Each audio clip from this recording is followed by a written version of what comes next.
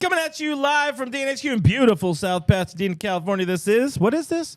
It's the Blue Heaven Blue Heaven Podcast. Guys, you are now home with Dodgers Nation and Jim Beam.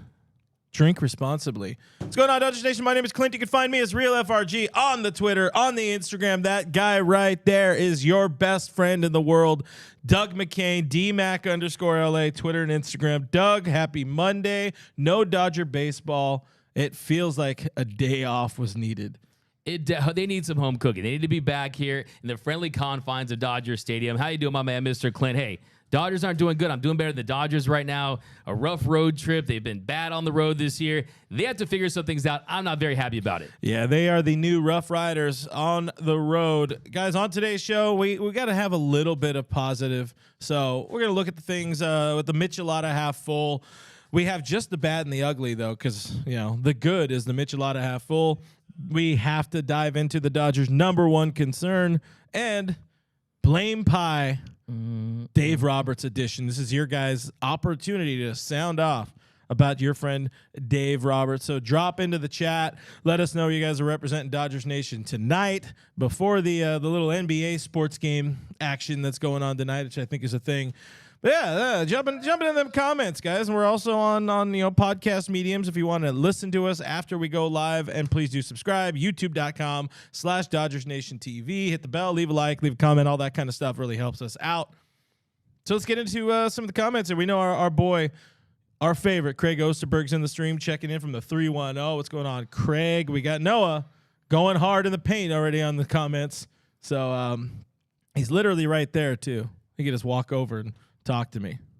Oh, our first one, Paul O'Driscoll, Fire Roberts. Fire Roberts. Take a shot every time. I guess that means every time. There you go. Every time somebody says Fire Roberts. It's a tradition. Should we do it where it's like I take one? No, we won't be able to pay attention to all that. But jump into some comments. We got some comments here. We got Justin Lamas, ownership 50%, front office 25%, Dave 20%, players 5%. That seems like a pretty reasonable breakdown from my friend Justin Lamas over there on YouTube. We got Rob says Roberts doesn't stand up for his players when the umpires suck. Interesting. Taking it a few times, but I think lighting a fire definitely does something. But I think we have a veteran-laden group like they have. Doesn't mean much, but yeah, I mean, not too much on that one. We got Joshua. Offense is good, but we just need more length from any starter besides Miller and Kersh, and bullpen needs big help. That's a good starting point. Probably get to that in a little bit, but yeah, I mean, starting pitching, they've been bad. Bullpen, they've been bad, but save for Bobby Miller and Clayton Kershaw, not getting very much consistency at all through this rotation. Yeah, we have also Nando390 saying Fire Roberts, Fire Roberts, Fire Roberts, Fire Roberts. So that's 4 drinks for me, so you got to go ahead and just keep talking. That's a lot of Fire Roberts right there. We got Dan, where the super chat's at from Noah. We got who else we got? We got Grove going 6. Shutout next. Start from Ben Kawucha. Wow, interesting.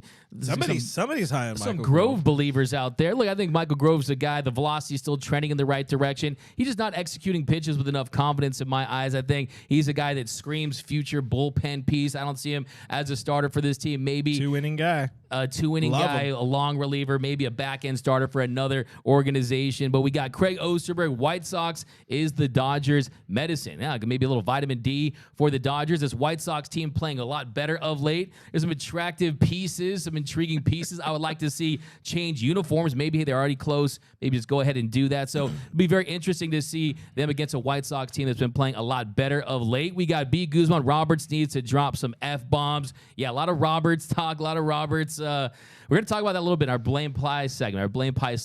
Yeah. Who deserves the blame? We're going to get into that for sure. Yeah, so let's dive into the fun of the show with a little bit of Mantis Sleep. Love me some Mantis Sleep. Here we go. We got Mantis Sleep. They make the world's best sleep masks and sleep accessories. Everything they do is to enable better lives through better sleep. They work relentlessly to improve and optimize sleep so that you can have energy to live your best life. Get out mantisleep.com today so you can sleep better anytime, anywhere. Get your Mantis mask today. Use the code DN2023. Get that Mantis Sleep. Don't be like the Dodgers pitchers when there's runners on base falling asleep. Don't be like Alvarado yesterday. Yes, sir. So definitely, yes, sir. Use that promo code DN2023. DN2023. Also, don't wear your Mantis Sleep mask around your headphones. It doesn't work as well. Or if you have a giant head, you might need to get a bigger size. But you got other problems cranium. if that's the situation. All right, Doug.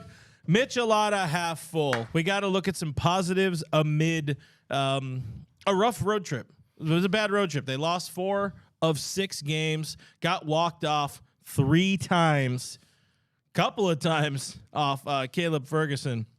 But let's look at something positive. Bobby Miller, Robert Anthony Miller is him. Give me some Bobby Miller. Yeah, Miller Mania is official. He's living up to the hype. A .7 EL rate through 4 starts.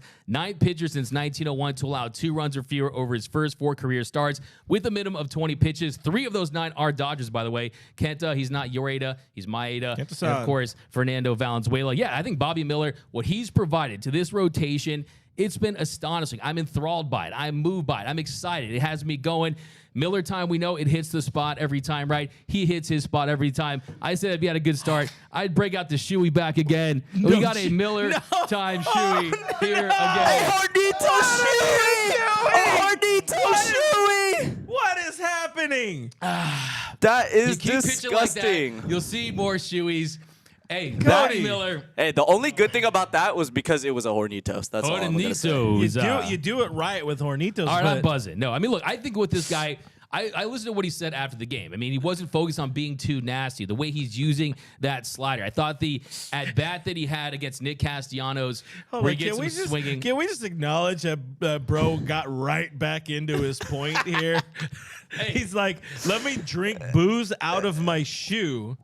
And then Bobby Miller, 28 strikeouts, whatever. I mean, I just don't know how to act. This kid gives me goosebumps. This kid gets me excited because, look, this is exactly what this Dodgers starting rotation needed in the worst way. I think there's no question about it. If the postseason started tomorrow, there's no question he's in that top 3. If there's a healthy Julio, a healthy Kershaw, and a healthy Bobby Miller, he is in the front of that rotation. And he's my number 1 starter. He's your number 1 starter? At this point. I think, look, I think it depends on the matchup. Tone. Setting the tone. Look, I would be okay with that. I think you look at his poise on the mound, his presence. I think the fact that it's not about the gas. He is truly commanding 5 pitches against righties with that sinker, 4 pitches, the changeup, the curveball, the slider. And I think it's the way he's adjusting with that slider. Sometimes you're going to the harder slider. You saw he took a little off on that bat to Nick Castellanos. So he has 4 legit pitches, 5 against righties. The way he's pitching, it has me moved. I think the way he was able to get out of that jam there in the 2nd inning to just get out of it with the bases loaded. I mean, it's Ice Bobby, man, the way he's able to go out there and perform. So I'm excited about this kid. I think he has the absolute potential to be a frontline starter. I think if the Angels called today and they said, we'll trade you Shohei Ohtani for Bobby Miller, I would say no. I would hang up. I would say, we'll sign you in the offseason. At this point, where I'm at with Bobby Miller, I look at the fact that this, to me, is the most important development for the first part of the season. Moving forward, this is number 1 with a bullet. The fact that you have Bobby Miller doing what he's doing, you possibly have a frontline guy for the future, I think it's big time. Yeah, I mean, at this point, they'd absolutely be lost without this guy in the rotation. Also, mash that that thumbs up button for Doug doing a shoey live on air. Don't. All right, we don't need it. We don't need it. Although you could take a sip of the Hornitos though. That is delicious. Calm down. Just drink the Hornitos straight up. Time Warner want the money. I do like to, when I remember things that I've said in the past, I think it's fair of me to acknowledge how wrong I was about Bobby Miller. I mean, up to this point, yeah. Are we way overblowing 4 major league starts? 1,000%, but it's fun. The whole point of these type of things is to overreact. That is what we do, and what he's doing right now is a savior for this Los Angeles Dodger team. But much like some people in the Dodger organization, I wasn't so sure this guy was going to be a major league starter. They weren't really giving us the feeling that the organization was giving us, the feeling that they were exceptionally high on him. Days before his big league start, Dave Roberts was like, no, he's not going to be an option. Back against the wall, they had to go to Bobby Miller, and Miller has answered the call. He's not going to be just some middle reliever. He's not going to be the Dodgers closer of the future. This is a guy that you can put up there in the rotation for the next 5, 7, 8 years with Walker Buehler and the rest. Maybe your boy Ryan Pepio, best friend. Yeah, no, I think absolutely no question about it. Exactly correct on that one. I think that a lot of people, even within the organization, to be fair, I think that's a really good point that you just made, is that there's a lot of people that are shocked. It's not just some fans out there that said, yeah, you heard some people saying maybe he ends up in the bullpen someday, maybe he's a closer. But I think one thing that I'm latching onto after the games is he's saying the adrenaline, right? The spotlight. Have you ever heard of an in-game shooter? He's an in-game shooter, right? A guy that misses all of his shots in the warm-ups, then the game starts, the light turns on, then he performs. And I just think his poise, his moxie has been so impressive. He didn't have the fastball command early, did not have the feel for his breaking stuff. He struggles. The pitch count goes up. He's deep into counts, and he completely turns it on. And he was pretty much lights out for the rest of the way. You get in 7 strikeouts, 15 swings and misses. And just look at the competition, too. The Braves on the road, he gives them the ATL. You got the Nationals, he beats them. He said he looks like Daddy Yankee. He was the Yankees' daddy at home. And then you saw what he did in his last start against Philly. They tried to knock him out like Rocky Balboa. No, he did them like Kluber Lane in the second one. So, yeah, I really like what I saw from Bobby Miller. This guy is an absolute beast, and he's exactly what this Dodgers rotation needed. This kid is special. He's got that special sauce, that it factor that you can't explain it, you can't identify it, but you just know it when you see it. Yeah, well said. He is him. Before we get into Eyes, Bobby. Your next Michelada half full from the Dodgers, Salvador Castaneda over on the Facebook. He's put Fire Roberts a whole bunch, so I'm going to be drinking for a minute. And also, Alex Kirschenbaum says more shoeies. No, don't you give into the crowd. Only $1 million worth of super chats, and he'll do another shoey. But before I start drinking, I got frostbite. I'm cold now. The bad thing is he put it back on. This is really tasty. Shout out to Hornitos. This is really good, crisp, refreshing. Hornitos. So there's another guy that this Dodgers rotation is relying on, and that is the guy they've relied on for many a moon, Clayton Edward Kershaw. He just keeps on getting it done. And at this point, we don't know where this rotation would be without him. We don't. And it's another Michelada half full take. And really, no one's been consistent. Bobby Miller and Clayton Kershaw absolutely have.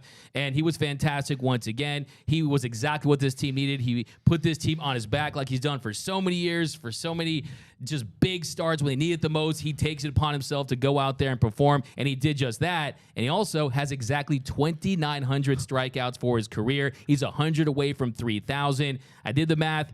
Talking about if he has 13 more starts, 8 strikeouts per start, he could actually make that. I mean, he could actually find a way to eclipse the 3,000 strikeout mark this year. So, look, if I had a lamp right here and I had my Dodgers dreams and you give me 3 dreams, one of them would be Clayton Kershaw wins a World Series MVP. So what if he wins a World Series MVP, or at least a World Series, gets 3,000 strikeouts? Is that the end of Clayton Kershaw this season? Do you write off into the sunset? I think that's something he might highly consider. Yeah, that's why I'm kind of hoping he doesn't get the 3K, because that gives him another reason to want to stick around into 2024.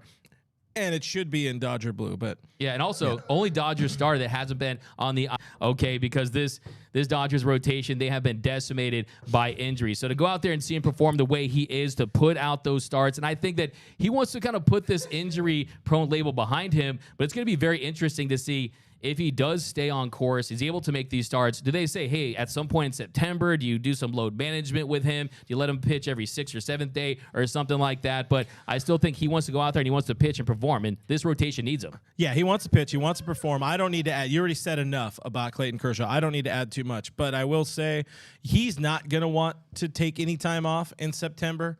But I also think he is smart enough at this point in his career. I mean, it's going to depend really on how his body is feeling at that point in time. But they're going to care much more about the World Series than the Facts. Another MVP or another whatever. He doesn't care about the awards. But we got to go to DJ producer Cody, because I hear there's something insane going on. Guys, we got a super chat. Little new animation there. I hope the music is playing for you guys. Oh, it is playing. I'm listening to it. All right, sorry. I'm freaking out a little bit. Cody's happy boy. And, sorry, give me 1 second. And he lost it. And we lost it. All right, I'll just keep dancing. There it is. This must be a great super chat. There it is. Oh, Michael nice. Carrillo just looked it up. We're 3rd lowest bullpen payroll for $2. Shout out to you, Michael Carrillo. I didn't know it was that bad. Thank you for the super chat. Appreciate you. Appreciate you being all over my face. I didn't know where the graphic is going to be. We're still trying to dial in some of the graphics, but shout out to Mr. Gary Leaf putting in some hard work on the updated graphophonics. I hope you guys enjoyed that the fireball by Pitbull on that. You guys can. Oh, great! Now we're getting demonetized. Well, perfect. Thank God for super chats. Anyways.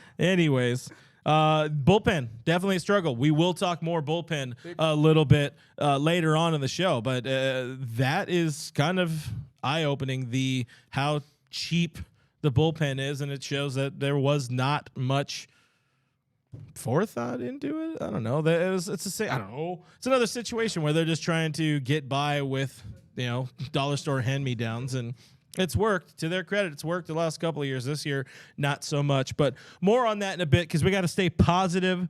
Michelada, I'll respond to that a little later. Hornitos half full for one more take from DMac here. One thing that has been really good for the better part of the last month and a half, and that is the Dodger bats, the Dodgers offense. They are putting runs, they're putting points on the board. In this case, the dollar store signings are working out great. You have JD Martinez, who is the best slugging DH in baseball, one of the best slugging hit players in baseball, and he's first place in the NL All-Star Game vote at DH, which is the right call. But the offense getting it done, and Andrew Friedman and Brandon Gomes and the company showing they know what they're doing in some cases. Yeah, for the offense, they're doing their job. This is the group project. They are carrying the weight. They're getting A's across the board. 36 runs in 6 games of the road trip. They hit 12 home runs. Freddie Freeman, it's MV free. He's still performing like an all-star. But who I want to highlight, though, is some of these one-year deals. The David Peraltas, the JD Martinez, even Jason Hayward, your boy, he hit a bomb the other day as well. So, yeah, if you look at this team, if you look at David Peralta in June, he is hot, red hot. He's slashing .455. His .682 slugging. He has a .214 weighted runs created plus. He's 10 for 22. Let's not forget, this is a guy that was still coming off of surgery. This is a guy that has hit 30 home runs in his career. This is one of the better bat-to-ball hitters that we've seen. I think for him, it's about adjusting to that role, find a way to get hot, find a way to get a rhythm. He's doing just that, and I predict it right now. I think at some point in the postseason, he's going to be one of those guys that has a walk-off hit, has a big hit to change the course of a postseason game. You always are going to predict it's going to be the Freddie Freemans, the Mookie Betts. Sometimes it's those unexpected, those unsung heroes. I think David Peralta is on it. I'm on the David Peralta train, chewing all the way right there. So there's him and then JD Martinez. JD Martinez, like I said, I was doing cartwheels when we made the signing. I did a video in a parking lot because I couldn't even wait to get home, and he's been better than expected. He's exceeded expectations. And the video actually did pretty good, guys. No, it did. The video did pretty good. The video did pretty good. Yeah, like 30. Are we talking about the JD Martinez breaking news? JD Martinez. That was a great video. That was a great video. Sorry, I had JD to throw that in there. stands for just DMac. No, look, okay. No, JD Martinez. So last year, the slugging was down, right? He had 16 home runs in 596 plate appearances. He already has 16 home runs in 215 plate appearances. If you look at his isolated power, so isolated power, it's a good way to measure raw power. It's slugging percentage minus batting average. It's gone from 174, Clint, up to 350. That's second all of Major League Baseball behind Aaron Judge with hitters with a minimum of 210 plate appearances. So he's providing something that Justin Turner didn't provide enough of last year in the middle of that lineup, and that is slug. That is extra base hits. He is a professional hitter that's on a mission to prove that he's still one of the best hitters in the game, and I'm fired up about JD Martinez, man. He has been that man. He has been a phenomenal addition to this team in so many ways. Having a legitimate slugger in that 4-hole, in that 3-hole when you need him, day in, day out. I mean, he's a throwback player in a way. Like it takes you back to the good old Mike Piazza days. And yeah, I did put them in the same breath, not the same category, but comparatively, this is a guy who shows up and what the kids say? I show up and I hit dingers, or I show up and I hit bombs or whatever. Like he's that guy. He's that guy. I'm just saying. What you got for me? I got another super chat.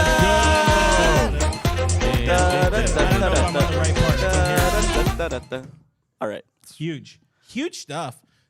I hear somebody has their audio on in the back. It's me. Lori O 999 says, I don't know how to feel about what DMac did. Here's some money. We appreciate that, Let's Lorio. go. You know what? That Do a on- shoey for Lori. Will Shuey for food. Honestly, that kind of feels like a Hornito shot taker of the day for me. Hornitos. Lori. Hornitos. She is you are our Hornito shot taker of the day so far. So far. We'll probably throw in more because that wasn't necessarily a Dodger related question. It was a DMac related question, but I wanted Lori to feel having the fun. love. We're Having having fun fun. out here. Will I need new socks? Yes. Will these shoes get moldy? Yes. Am I going to have to throw these away? Possibly. Will I still wear them? Absolutely. So anything Guys. for Bobby Miller's success. Hey, F's in the chat for Doug's socks, all right? Womp, womp, womp. Come on, There a it new is. pair of Kershaw Skechers. I didn't remember if we had some that Kershaw sound effect on. Skechers. Hey, you're here. Now I know we're going to be okay when you're here. All right, well, if we're talking about things being down bad, like Doug's socks, Doug's reputation, we got to talk about the Dodgers being bad on the road.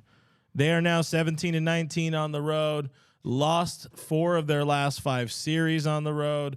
There's a stark difference between what the bullpen is doing on the road versus at home. And just run prevention for this team, it's kind of all bad. What the hell?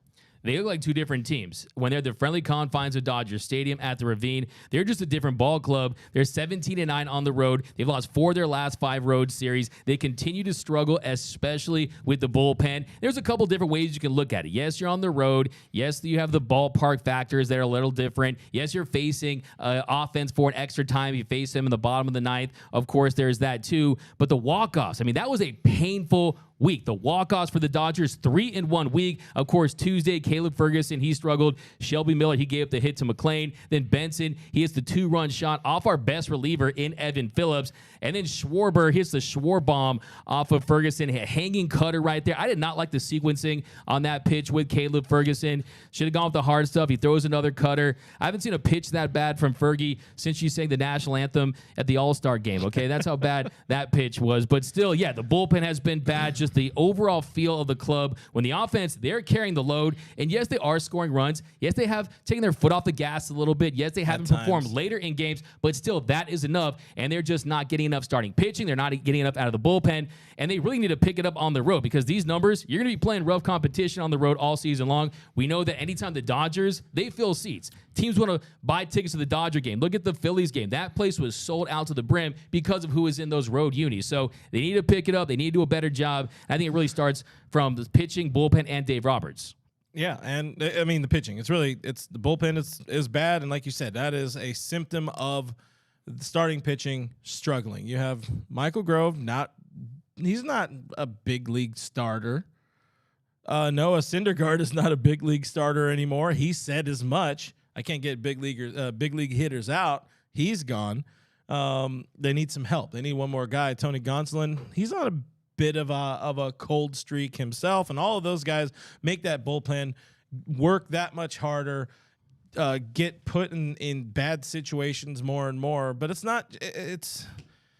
I don't think one thing is leading to the other, but they're not helping each other. And this team is a team that needs some pitching help pretty bad. And whether that's internal, whether that's out of organization, we'll find out. We'll talk more about that in a little bit. But good stuff on the bad stuff so far with your bullpen. There was a comment. Our friend Sarah Morris says, without Martinez, going back to a little bit of positive to get into one of the topics we wanted to touch on as well. Without Martinez, Muncy will be a problem. He has been bad both offensively and defensively. Let's focus on the offense. Your boy Max, friend of the show, he'll tell you he's not in a good spot. He's not in a good headspace. He's hitting the ball really hard when he is making contact, but he's hitting right at dudes or there's spectacular plays being made. I know on Sunday he had a few plays where there was, expecting batting average of 410 on one and 860 on another or whatever. What's going on with Max? How much of a Where's this at on the concern meter for you? I would still put it around a 5. I mean, still getting on base yesterday. Yeah, he finds his way on. Hit he had where Marsh made the play in center field, that would have been a home run in one of 30 stadiums at Wrigley. Had an 850 expected batting average. So the BABIP gods, they have not been real kind to him. He's definitely not had a great go of it from that standpoint. Look, last time we wanted to sell Max Muncy short, last time we wanted to get off of him and trade him and send him to the moon, he went up going on a tear. So do I think Max Muncy is going to be lights out or some phenomenal slugger for the rest of the way? I don't, but I still think that he's better than what his numbers show right now. If you look at some of the advanced stats, some of the expected contact stats, he's due to turn around for some positive regression to the mean. I think it's only a matter of time. And look, you do have JD Martinez who has picked it up, so you're not desperate for him to pick up the slug. And I think you kind of just have to bet on the fact that there's really no other options right now that you could put him in his spot right now to expect better results. Yeah, no, well said. This is who they have. If they can go out and get a Matt Chapman or go out and get a Nolan Arenado, clear improvements at the position, you'd love him to do that, but that's not a reality. And reality is Max Muncy's pretty decent. He's actually gotten better. He's been making some pretty okay plays at third base of late. Every once in a while he's going to throw a little wild. Every once in a while he's going to defend a little wild, catch the ball a little wild, miss one. It's not his natural position. I think we've been, as Dodger fans, have been blessed for a while because Justin Turner was a really, really good third baseman. Even as he got older and started losing a step, he remained very good. But Max Muncy's better than your average guy at third base in a co-ed softball league. So if that helps, there you go. Yeah, exactly. Yeah. But going back just a hair, let's talk about expand on one of the issues for the pitching staff, and it's been all season long, and that is the trouble, the issues, the problem with the stolen base. Teams running wild on this pitching staff. What do they do? I mean, the frustration really is that they haven't shown any improvement. You haven't seen more slide steps. You haven't seen them changing the cadence. And you saw it come into play yesterday. I mean, bottom of the third inning after Trey Turner doubled off Taylor Scott, they end up doing a double steal after that with Trey and Bryce Harper. And then what happens? Claret comes in and Stott singled to center, and that scored Turner and Harper. So in that situation, you're getting one more run when it could have been just one run. And you saw the Dodgers when they pulled within two with those home runs that, yeah, it could have been a closer game. But if you look at the numbers, they're atrocious. I mean, teams have stolen 84 stolen bases, 84 stolen bags against this Dodgers team. They've only thrown out 9 runners. So it tells you that they're not respecting the run. Teams aren't respecting the Dodgers. And hey, when the next time they play the Diamondbacks again, I'm afraid about that. I mean, if this is a close race and you got the Diamondbacks again and that team's running wild, they're just pickpocketing, they're stealing their lunch money, and the Dodgers aren't making the necessary adjustments. Yeah, I get real scared of the idea of the Dodgers playing the Diamondbacks again, because now the Diamondbacks are kind of like, this is a legit ball club. They're out there, they're winning. They got a 3.5 game lead over the Dodgers, 4-game lead, wherever the hell they're going to end up by the end of the show. They're feeling good about themselves, and I feel like the Diamondbacks really don't have anything to prove the way, let's say, the Padres felt like they had something they had to prove. So they don't care about going out and beating the Dodgers. They seem to have a real vibe, and admittedly, I don't watch a lot of Arizona baseball, but they seem to have a vibe of like, yeah, we're just here to show up and play our game today. And that's how you win ball games. The Dodgers have been doing that for 10 years, and they've won a lot of ball games over those 10 years. But when these teams match up, there's going to be a lot of stolen bags as long as Corbin Carroll is healthy. Yeah, no, exactly. And then that's just something that this team needs to fix before the postseason begins. And I told you a few months ago, when I was at Dodger Stadium, and a very credible source that I won't name said, hey, this Dodger team hasn't done a good enough job in training and teaching these pitchers how to keep runners on base, how to hold runners. So, yeah, I mean, this is something that is definitely an issue within the organization, and we'll see what it's going to take. Is it going to be a situation where at one point someone steals a bag that leads to a game-winning run, and then they say, finally, hey, we got to address this issue? I mean, you have to address it sooner than later, because it's going to go bite this team right if they don't find a way to address this. Hey, you got to get something from Cody. He picked up, you did a name drop, not name drop. So he did a non-name drop, but it still felt like a big, it was like, whoa, all right, big shot. Yeah, they say guessing is harder than knowing. Huh? Yeah. There was a good amount of comments about the Max Muncy conversation here. Some folks saying he needs to lose a pound or two. Came into spring training decently. Let's say 10. Somebody said 10. So if we're going to be specific here. But yeah, folks want they want an improved third baseman, and that's tough. We like Max. He's a really, really good human being, and I think at some point he's gonna figure out a way to put this team on his back again, and everybody's gonna forget everything because that's just the story of Max Muncy's career, especially in the last couple of years. He finds his way, but yeah. And what I'll say to that is, look, I mean, 18 home runs, still one of the tops in the league. He's still an above average bat. And I think the bigger picture with Max Muncy is this is really an audition for him moving forward. This is really an audition year for Max Muncy, considering he has that very team-friendly $10 million club option. You would assume most teams would want to pick that up. But defensively, the woes, the fact that the DH position could be occupied by another player that I'll try not to name. And you want to see. Show me the Shohei. Show me the way. What Max Muncy can do. But I don't know what else rhymes with Shohei. Defensively, I mean, I remember the double in the DS with down the line with Ha-Seong Kim in Game 4 of the NLDS. I mean, he struggled with his backhand down the line. So yeah, I think for him, if his offense is good enough to justify the defense, you'll take that. But it's not easy to go out there and find a Nolan Arenado, a Manny Machado. Those players come at a premium. You're looking at $200+ million for a player of that magnitude. And I think this Dodger team, they want to allocate their resources to other positions. Yeah, I'll just say, don't sell your Max Muncy stock because we like him. That sounds like a clink here. Okay, I'll do that. I honestly feel he's gonna have a pretty good homestand. He's due. He looked very, very frustrated in Sunday's game there, Sunday's loss. Hitting the ball that hard, the play, made it first base by Clemens. The center field play, Cody Clemens. Cody Clemens with a K. Oh man, you guys friends, brothers? Been known to, as Clint Pasillas would say. No, this guy over here, but why'd your dad do roids? That's fine. Cody Clemens. All right. Before I move on, I want to get through a few more of the comments here. I really enjoyed this one. Nando390 saying, my grandma can steal off the Dodgers, and she's got no legs. What does he mean by grandma, huh? John Kinwan? John Kinwan says, DMac is my Dodger daddy. How you feel about that? Hey, man. How you feel Whoa. I feel great. Father's Day is coming up. I expect a nice present. Maybe some What are you getting yourself for Father's Day? myself for Father's Day. Another. Because he's a some father. Hornitos. Oh, wow. Deadbeat dad drinking at home. Yeah. At least he has culture and taste. Maybe a PS5. Honestly, I really want a PS5. How that would you don't seem like a gamer. Getting real right there. I really want a PS5. You don't strike me as a gamer at all. That would take away from your ability to Yeah, but my wife is a gamer, and it would be a good thing for her to do while I watch the real games. While Doug puts on a nice slate of the 1994 NBA Finals. Exactly. Guys, Doug was actually watching the 1974 LA Rams play last night. Hey, he's got to lock in for his Locked On Rams, Like, Shout get in out. there. Hey, plug. Follow him. Hey. He's DMac a _ LA. Rams insider. What is up, Ramily? No.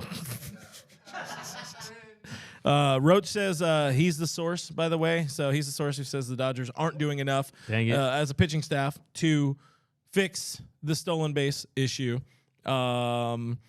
Rebecca comes in here and she's backing down from her commentary in your post-game show yesterday. She says, y'all, I think I was too harsh on Dave yesterday. I mean, I have legitimate complaints, but Andrew also needs to cough up some dough for good pitchers. I'm going to make that another Hornito shot taker of the day because Rebecca got real. That's real on real right there. So That's real. I'm going to have a shot for her. It's not an actual shot. Wait. Before we go back, we got another super chat. This one is a big one because Dodgers Nation Hall of Famer MH Dodger for Life is back. Yo, almost $99.99. Don't know the solution. Can't imagine the decisions, but happy Father's Day. That's awesome. Best Dodger. Wait, you haven't tried that? Yeah. Best Dodger. Dodgers channel. Bleed blue. Breathe blue. That's so there we awesome. We'll play it again. Oh, we're playing it again. Super chat. MH, appreciate you so very much. That's pretty legendary right there. So hey, Max Muncy against the Giants. He's a father right there. So that's he's gonna play against Suns. That's part of the way towards you your like the bucket PS5. hat? You a bucket head guy? I'm a bucket hat guy. You are? Yeah. I don't think I look very good in a bucket hat. I don't think I look very good in a lot of things, but Shout out to your mom. That's a very throwback. I think you would look good in the but I like the bucket hat. The bucket hat that are a little bit longer on the brim. Does that make sense? What do you mean? My new fashion advisor.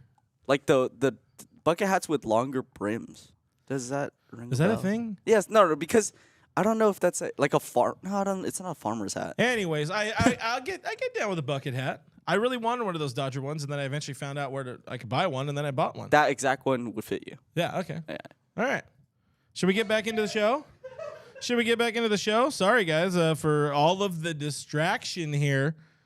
But maybe that's what's going on in the Dodger bullpen. They're all wearing their Mantis Sleep masks. They're all their bucket hats. They have bucket hats pulled over their eyes there. They're like Gilligan. They're lost at sea. Doug, the Dodgers' number one concern, their number one issue is pitching. What the hell? The pitching is the biggest concern. There's no question about it. And that's really the difference between the 2023 Dodgers and the Dodgers of the last 8 or 9 seasons. And we could always count on a rotation, on a bullpen that was consistently in the top 5. That hasn't been the case so far this season. And that really is where their struggles begin and end. The offense, they've been carrying the load. They've been doing their part, but the pitching just hasn't looked the part. I mean, if you look at this Dodgers rotation, one thing that really stands out to me is the home road ERA, like you talked about, 3.13 ERA at home, best in baseball, a 5.70 ERA on the road. That's worst in baseball. And if you look at this team as a whole, I mean, they're 22nd in pitching, they're 13th in whip, and this is just not the team that we've been accustomed to seeing. They're 18th in opponents' batting average. Now, what's the problem? What's the root of the problem? What's going on? Well, if you look at the start of this season, if you look at that starting rotation, even before the season, when Ryan Pepiot went down in the Angels series, the Freeway series before the game, they have 2 of their 5 opening day rotation intact, and that's Clayton Kershaw.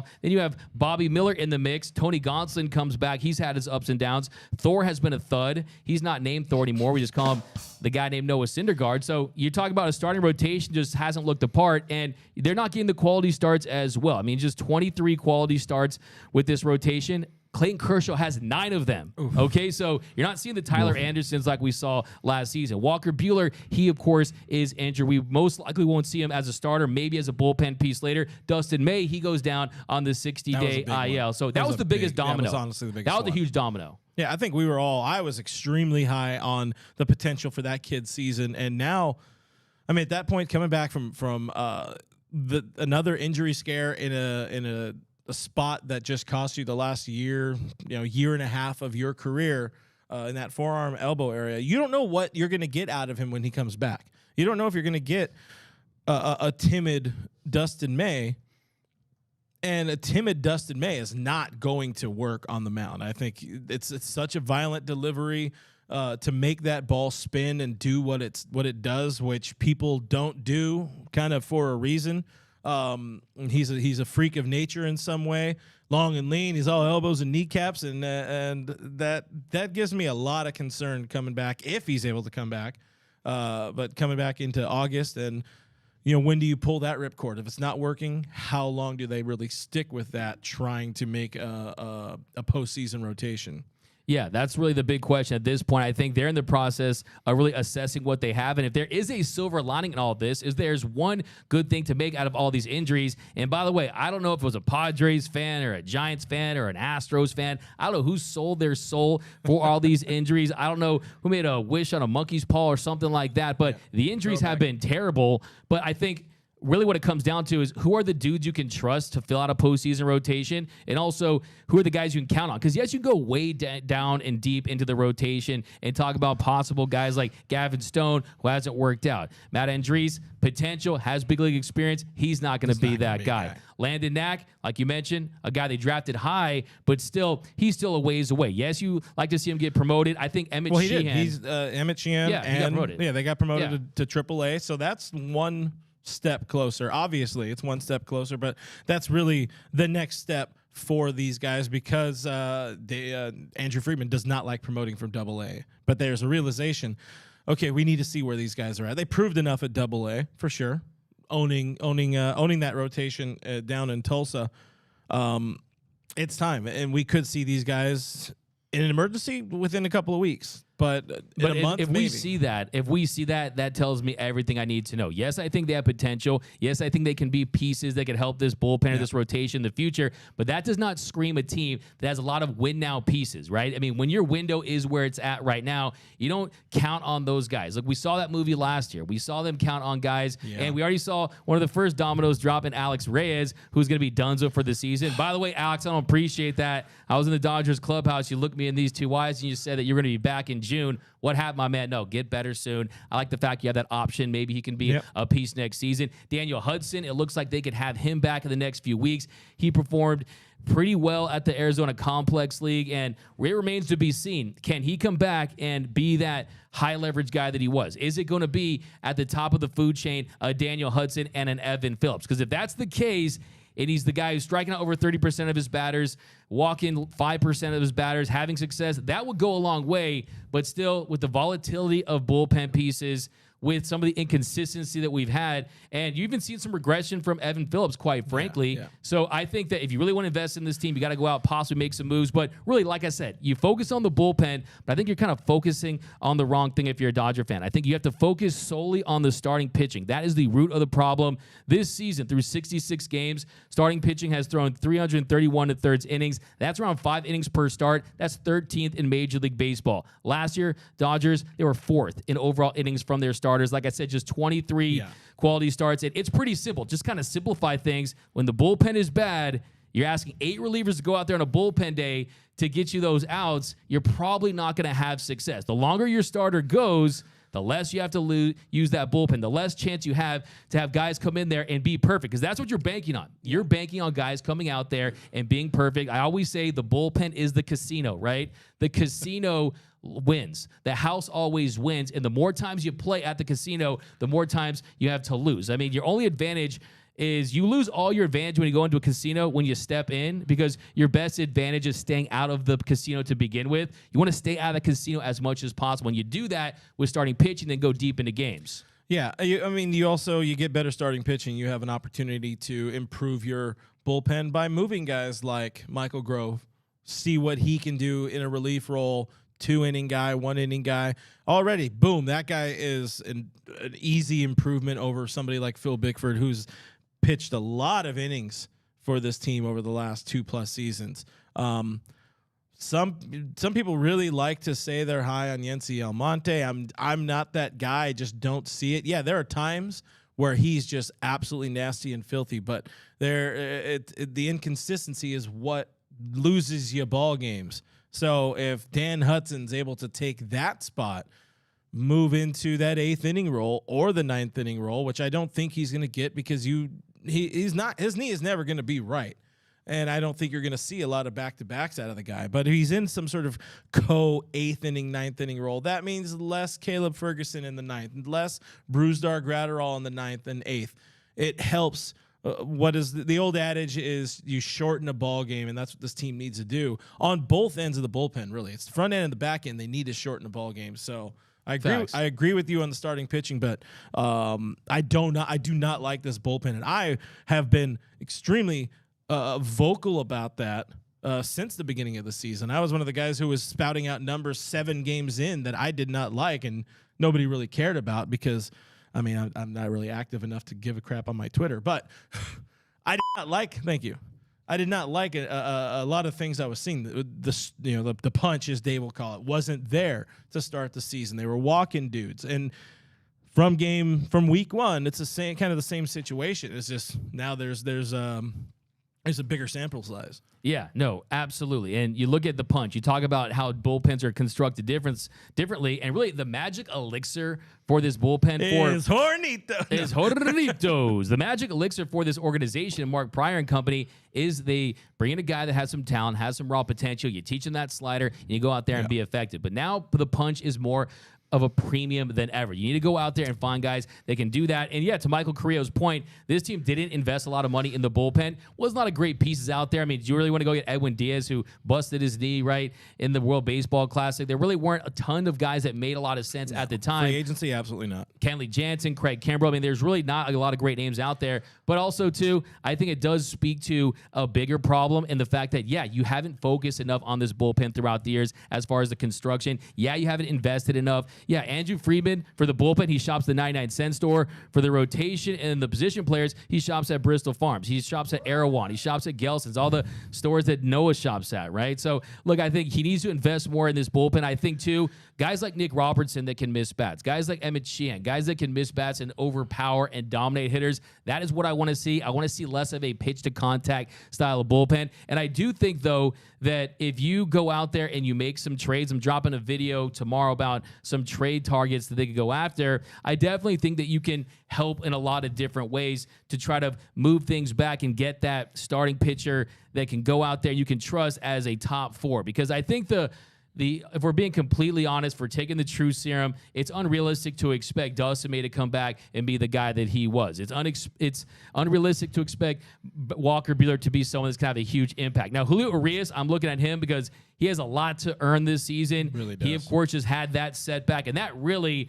just took this bullpen, this rotation issue to a whole nother level. But he has a 4.39 ERA this season, a FIP north of 5. So he has a lot of work to do to become the pitcher that he was. But a couple guys I want to see. I'm starting to buy into the idea of Shane Bieber. I was going to say, we got a comment here. Number 47 on YouTube, thanks for joining the conversation, said Shane Bieber would be awesome in L.A. Shane Bieber, look, this is the interesting thing about Shane Bieber is that, one, he makes sense from a contractual standpoint, and that he's not going to be a guy you have to have for 2, 3, 4 years. He's a guy that's under team control for just the remainder of this season and next season, so you could get off that contract. Yes, the strikeout rate has dipped. Yes, the velocity has dipped, but the reality is he's just effective. He just pitched a gem yesterday. He goes 7 scoreless, and yeah, I think he's another name that's really interesting that the Dodgers should strongly consider pursuing. But, yeah, Cleveland is 3 games under 500 at the moment, but they're also only a game and a half out of first place. You can't trade one of your frontline starters, even if he's not an ace. You know, he's not the Shane Bieber he was a couple of years ago. But how do you sell that to your fan base? We're going to punt even though we're right here.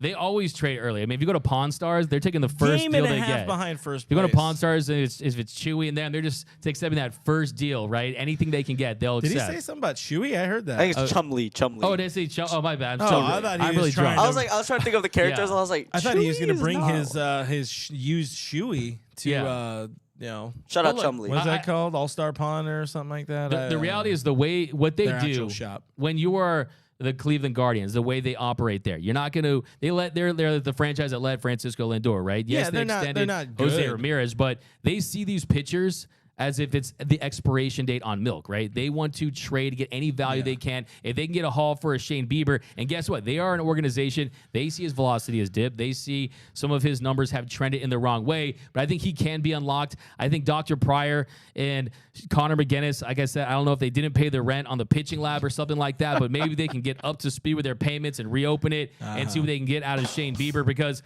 he would make a lot of sense. But also, too, I mean, Dylan Cease, Lucas Giolito, some names we've talked about in the past. I think Dylan Cease is one that the prospect capital might be a little too high for this organization, considering he's under multiple years of team control. You probably would have to part ways with some of those top prospects. You might even have to include a Diego Cartaya if you would pair him with, let's say, a Joe Kelly, which I'm on board with, a Liam Hendricks. Hopefully, I'm praying for your elbow, my man. That hurt me. You got to be out on Liam Hendricks. I'm out on him. You got to be out. I'm not all the way out. I think his value has dipped a little bit. You know what I mean? A little bit. I mean, we'll see. What, look, 4 games and his elbow's already barking. Like, this year's kind of a wash for him. Thank God he's healthy. He can use my elbow. Thank God he came back from battling and kicking cancer's ass. That's fantastic. That's phenomenal. That's wonderful. But he's not gonna. I don't want him in my bullpen. I don't think that's. Bringing another guy with a forearm issue to the fray is not what you need to do. Yeah, I mean, I think Joe Kelly, though, White Sox fans want him gone.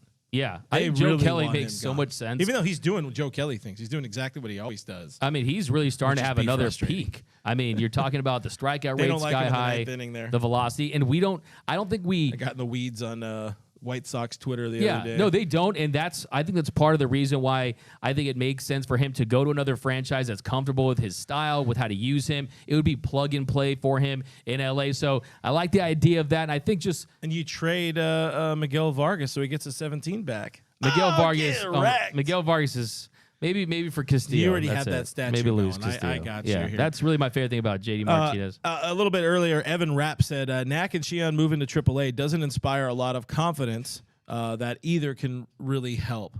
You don't seem exceptionally high on these guys as well. I'm sure you're going to have something, but if these are the guys that the team is going with to fix the bullpen or fix the pitching staff heading into October, I don't think you would be very happy, boy. I mean, look, I think that it's a lot of risk there. It's a lot of risk, and you're putting a lot of pressure on young pitchers that really haven't done it at this level to perform on the biggest stage. Yes, it's possible. It works, though, from time to time. You look at Walker Buehler, you look at what Bobby Miller's doing so far. Yeah, look, I mean, these guys, I mean, if you look at his number, I mean, Knack has a sub-1 whip, ERA 226, something like that. He does have really nice stuff, but is he someone that you think is going to sit a leapfrog a possible Tony Gonsolin in an NLDS series, or a Dustin May in an NLDS series, or Ryan Pepio in an NLDS series? Because you have to figure that at some point some of those rotation guys are going to get healthy enough that you're going to say, hey, they at the very least could make a start in a postseason series. But if you trade for someone, they know the deal. If you trade for Lucas Giolito, a Dylan Cease, a Corbin Burns, who has pitched much better of late. Yes, the Brewers, they're right in the mix there in the Central, but there's another franchise. Look, we saw them trade Josh Hader when they were still contenders. I mean, that's a natural trade partner. I think that's still a possibility. A lot of friction between him and that organization. It just going to become a matter of who's the competition. I mean, we saw with Jacob deGrom, whose arm fell off for the 15th time, unfortunately. You hate to see that. The Rangers are going to be in the market. We know that the Padres are probably going to be in the market potentially. We'll see. I mean, they're a little strapped at the moment, but we'll see what the Dodgers competition looks like. But I think it's pretty clear. It's pretty evident to me that you really are testing the market at this point. You're seeing what you have, and sometimes what's really in front of you. I mean, I'm interested to see Andrew Friedman in close proximity to this White Sox organization during this series. And look, I mean, that's just kind of how it is. Sometimes you want to go to the store and window shop a little bit before you go buy it on Amazon. Exactly. And that's what's going on here. Amazon is coming to you. It's like an Amazon Fresh store. You ever been to one of those? I have not. Oh, man. Thought this guy was classy over here. But make sure you guys are always tuned and tubed to Doug McCain's YouTube channel here, because they're going to have a lot more talk about trades, about pitching, about bullpen. So that will be coming up in the coming days, weeks, in the next month and a half, 2 months, leading up to that August 1st trade deadline. But we did say before we were getting out of here that we were going to talk about Dave Roberts. Dave Roberts gets a lot of crap about doing his job either well or more so not well. You wouldn't get crap for doing your job well. But it's not all on him. There is blame pie to be sliced, and some folks are already handing out some blame pie portions very early in the stream. But is it Dave? How much is on Andrew Friedman and Brandon Gomes in the front office? How much of it is on Mark Pryor and Connor McGinnis and the rest of the pitching coaching staff? Robert Van Scoyoc. Hey, nobody's calling for his head all of a sudden this year. I mean, until Max Muncy's coming up and people don't understand how things work. But it's not him. It's not Aaron Bates, or not as much. Give me your what is your blame pie? Let's talk Dave Roberts. If I had to bring up the blame pie at this point, I still think that Dave Roberts does what he does at a solid enough level to justify his position within the organization. I mean, you saw Bruce Bochy is doing with the Texas Rangers. He's a phenomenal manager. He's a Hall of Fame manager. Dave Roberts, great signing, great addition for that team, man. Biggest head I've ever seen in person at the winter meetings. I will tell you, he was a large man. That was Mount Rushmore status, like. Not even like the Mount, I mean, literally as big. Yeah. But anyways, yeah. I think when you look at this organization, I think Dave Roberts, he's in place to be a culture builder. He's a guy, like I said, he's David Goggins in the Dodgers uniform. He's there to motivate, to inspire, to try to get buy-in. Yes, I do think that if some of these moves that he's making with this bullpen are on him, yeah, you would probably point the finger. But I think it's pretty clear, it's pretty evident that it's a collaborative process. It's like when you look at this team and Andrew Friedman, and we talked about the bullpen, the lack of investment they have in the rotation. I mean, the bullpen, I think that you really look at the organization first. I would go, if I had to give Dave Roberts, I go 25% blame for Dave, just because that 25% is what he's paid for. He's paid to fall on the sword. I mean, he's the guy that's supposed to take that blame. But the rest, it's really the organization, the ingredients that he's had. Look, really, he was running in a private jet, right? He had a private jet with all these players. This year, it's more like Spirit Airlines with that bullpen, right? So he has to manage a Spirit Airlines bullpen. So, yeah, I mean, it's definitely a rough go of it, but everyone's going to blame Dave Roberts. I always say that. And the thing is, it's almost like the Titanic. Everyone blames Edward Smith. Really, it's you blame the people that built the Titanic. I mean, it was the quality, the construction, the fact that they used the cheaper rivets and they were used the wrought iron instead of going with the steel rivets. If you had put more money and investment in the Titanic, it would not have sunk. History lesson of the Titanic with Doug McKay. Bro put in some time. I didn't know you were a Titanic head. I didn't know it's that. It's like an anomaly in my brain. Anytime I see the Titanic, I got to just get right back into it. Yeah, I feel that. I'm really loving like the 8K video coming out from under the world there. No. Fun fact about the Titanic, though, is the pool is still full. The pool is still full on the Titanic. Do you know People that guy's? Die. Yeah. That's funny. But no, I still think.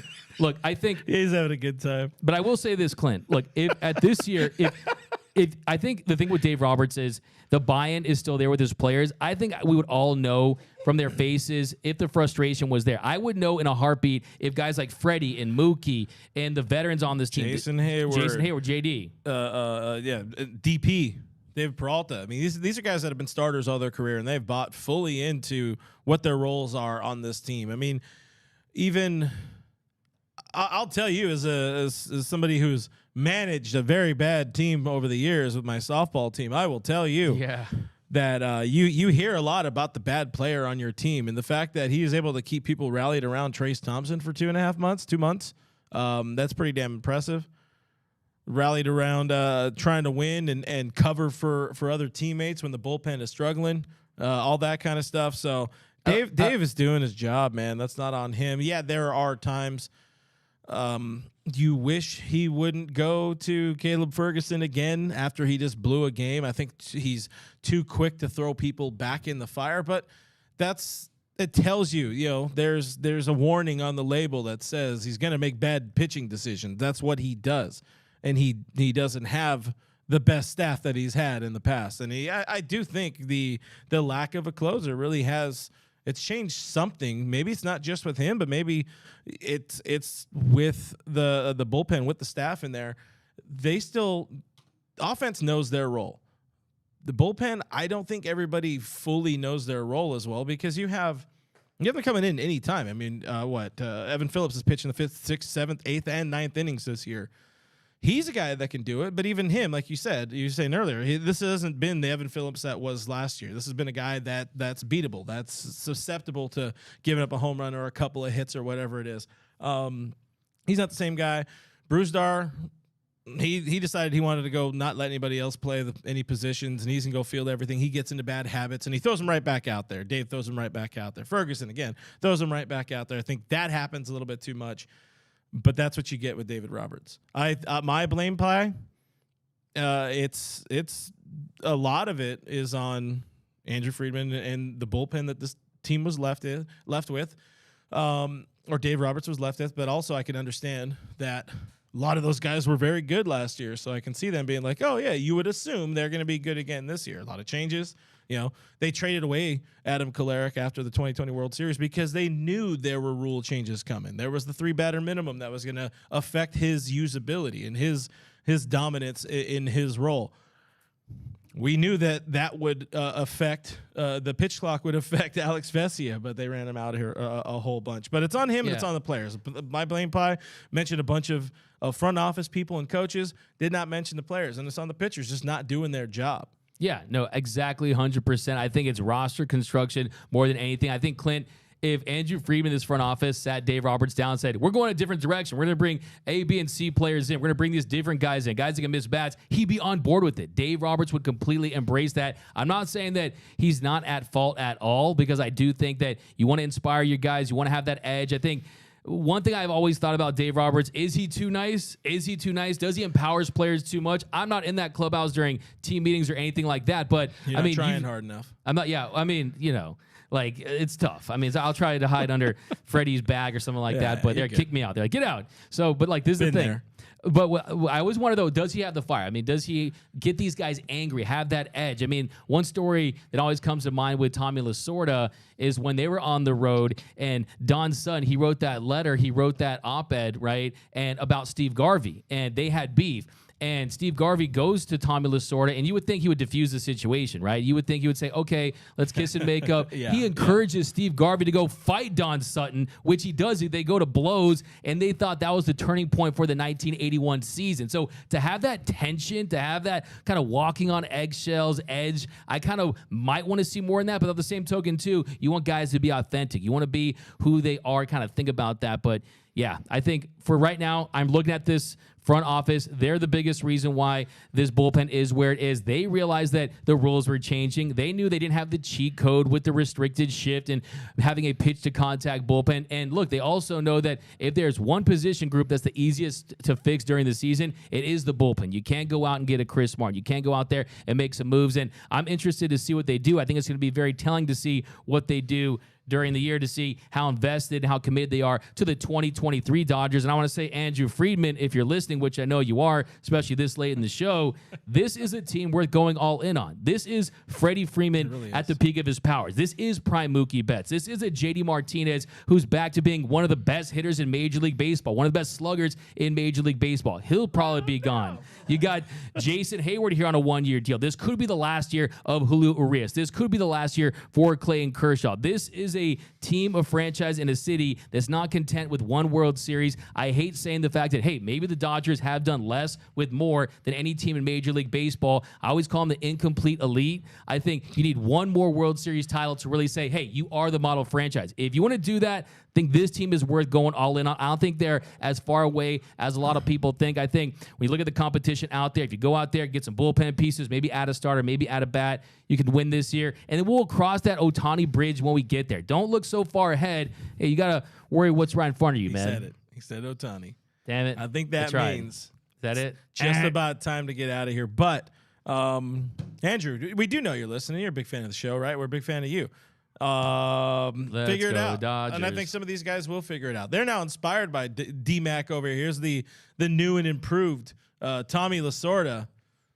Yeah. Get in there. Tell him to fight. Hey, I'm just saying, this team is not as far as I think a lot of people just want to write out this team. They want to say this is a gap year, a transition year. But hey, you have to sometimes worry about what's right in front of you, like Ferris Bueller said, right? You don't want to look too far ahead. And I think this team is still worth going in on, because otherwise, why'd you bring in Freddie Freeman?